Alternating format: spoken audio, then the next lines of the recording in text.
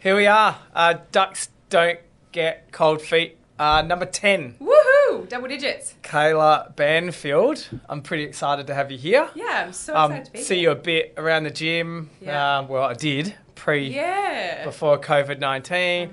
And I thought it'd be interesting to get your point of view of what's happening in your life. You've got a lot of things going on other than just being at the gym. So let's start to go back into what I didn't realise about you. Okay.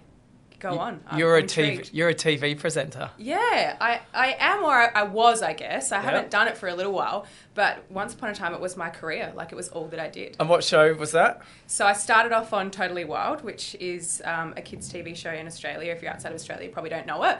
If you're inside of Australia, I find that most people do know it. They grew up with it. I grew up with it as well, and then I was on it, which was pretty cool.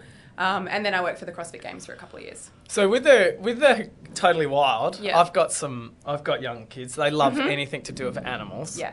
You had I'm assuming you had a fair bit to do with animals. On the show? Correct. Yeah. That was pretty much like everything that we did, or every second story was about an animal. Like, we went to the zoo all the time, and sometimes had to just kind of make up stories about animals. So when do you have to deal with kids like very often, and they're the most unpredictable humans to deal with? Yeah. Did you have any situations on Totally Wild that was a little bit crazy? Oh, I wish I had a really cool story to tell you. But no, I don't. The kids were always really good on the show, but people used to always say, don't work with animals and kids. And we decided to put the two together and put them in front of a screen. But I didn't really have any like terrible stories or anything like that. Either I was lucky, or I don't know, they just put on a show for me. You must have been pretty young doing that show. Yeah, I was about 19, 20, 21, I think. So I did it for about it was 2 years.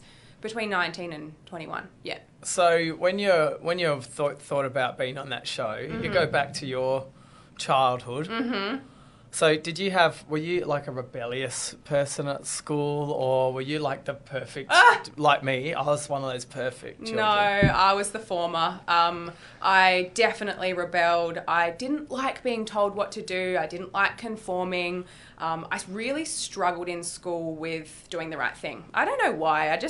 I definitely wasn't I wasn't a bad student, but I had a number of suspensions and detentions and timeouts, and I was one of those kids that just always talked back, and my report card would always say she's got so much potential, but, and then that was, followed by that she doesn't apply herself kind of thing. So I was a bit of a, loose cannon. So when your parents divorced or together? No, they're still together.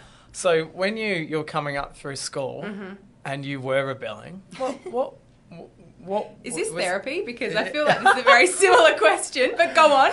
I might be able to work through some stuff with you. What was it the part of, because my youngest daughter, she's quite keen to come back at comments about why are you making, Dad, why do I have to do that?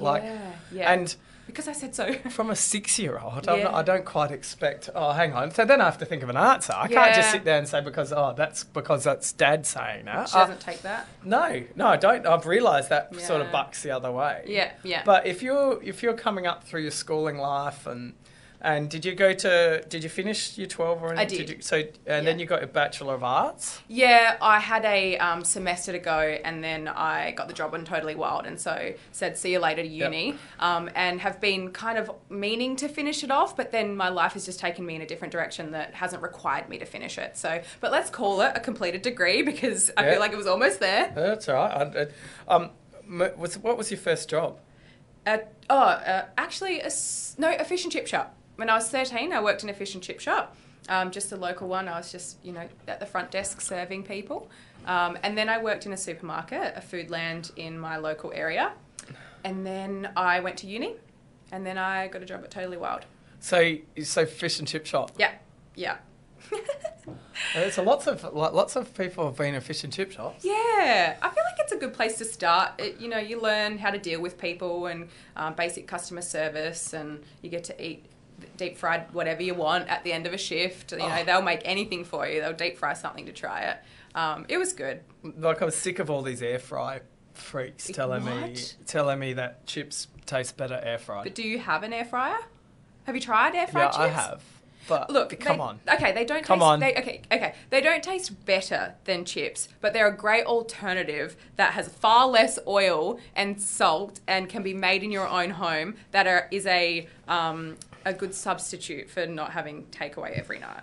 And I give you credit for that. That was very good pullback because... But you're right, it doesn't... Nothing tastes as good as the real deal. Yeah, I think I was one of those people that I was watching my Kitchen Rules. Mm-hmm. And no, I wasn't. I was MasterChef. Same thing. And I was sitting there and there's a guy that made these wings. And I said, you know what? I will be the professional wings cook. Okay. So I went out and bought a deep fryer, oil. Oh, wow. And in the shop, there was 10 air fryers and 1 oil fryer. Yeah. And they were looking at me like I was from another planet. Yeah. So what do you want this for? I said, deep deep fry wings. Yeah. And so I made a bit of a thing from wings. But it did make me realise how much oil you use. And how much the foods absorb. Like, it's crazy. With the air fryer, you can either spray it with oil or nothing. And it tastes great for a healthy food. Put it that way. Like, it makes a healthy dish enjoyable. Totally. And it's interesting because I know you're going to talk about more healthy choices moving forward. But let's go back to... So you did a Bachelor of Arts and then you got your Totally Wild job. Yeah. Literally. How did that come about?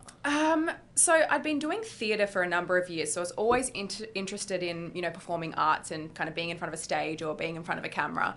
And there was a girl that trained at my gym who was the current TV presenter, and I just went up to her one day and I said, look, this is something I'm really interested in. How do I go about getting a job like this? And I'm never afraid to ask for, what I want or ask people how they got to a certain place, because I think that's the best way to be able to, pursue similar kind of paths. And it was just by some stroke of luck that she said, I'm actually leaving and the job is up. Here's the link. So, I don't know, some kind of stars aligned.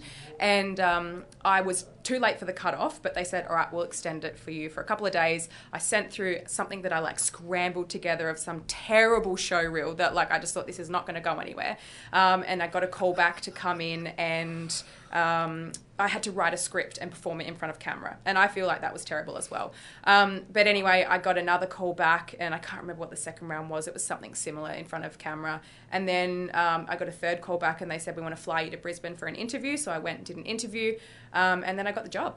So I had no experience, which I feel like was maybe what they were looking for, someone just kind of fresh into the scene. So how good's that? Amazing, yeah. You went up to someone and said, how do I get into that? I just said, I'm really interested in what you do. How did you get there? And I guess she didn't tell me how she got there. She just basically said there's a spot up for grabs. So there's a bit of, there's a lesson there. Absolutely, yeah. And you obviously believe that because that's what you're saying here is you just got to ask. What's 100%. Yeah, and that's how I got on the CrossFit Games as well. I literally sent an email and was like, hey, I've got some TV presenting experience. I love CrossFit. I want to work for you guys. What do I do? And the first year they said, come and volunteer backstage. So I was backstage and I just basically tried to find my way in front of a camera. So I just asked around, how can I get in front of a camera and do the work that I want to do? And they were kind of a little bit just go do this or whatever. They just pushed me to the side. I worked with one of the, videographers and he was like, I want to do a backstage tour, just do an opener for me. So I did an opener for him. It got sent to CrossFit. They put it on their feed. And then the next year they had opened up the commentary team and the sideline reporting team. And I was the only one that had ever done anything in Australia in front of camera for them. So they were like, do you want to do this reporting gig? And I was like, yes, I do. So then I got the gig where I interviewed the athletes at the end of the events. And then from there, I, wasn't satisfied with that. And I said, I really want to work at the CrossFit Games. How do I work at the CrossFit Games? And CrossFit's a little bit like this. They've just kind of go with the flow. And they pretty much replied and said, okay, no worries, we'll have you. You can come next year. So I came that next year. They, covered my flights and paid me and everything. And I went over there and I did some presenting at the games. And then I just kept pushing my luck. And I said, now I want to work at regionals in America. And obviously I did just say, hey, I want this, give it to me. I just said, I'm really interested in being more involved. And I always, in the early stages, I said I'll work for free. And I did a lot of the time. and when I went to America to work in the studio for regionals, I actually said a lie, and I said, I'm going to be in America. Can I work in the studio? I'll work for free and I'll find my own accommodation. And they said, yep, absolutely. So I booked my flights to America after I'd told them I was going to be there, made a trip of it, went to Vegas, hung out with a few friends, went to the studio, worked for free. And then the night before I was leaving, because I was only going to work 1 week, the night before I was leaving, I got an email. And they said, hey, can you stay for 2 weeks more? We want you to stay on for the last 2 weeks. We've booked you a car and accommodation. And I was like, yes, absolutely. And then the next year, they paid me to come over. And, it was like the pinnacle for me. But I just kind of forced my way in. That's so good. Yeah. The moral of the story is just chase what you want.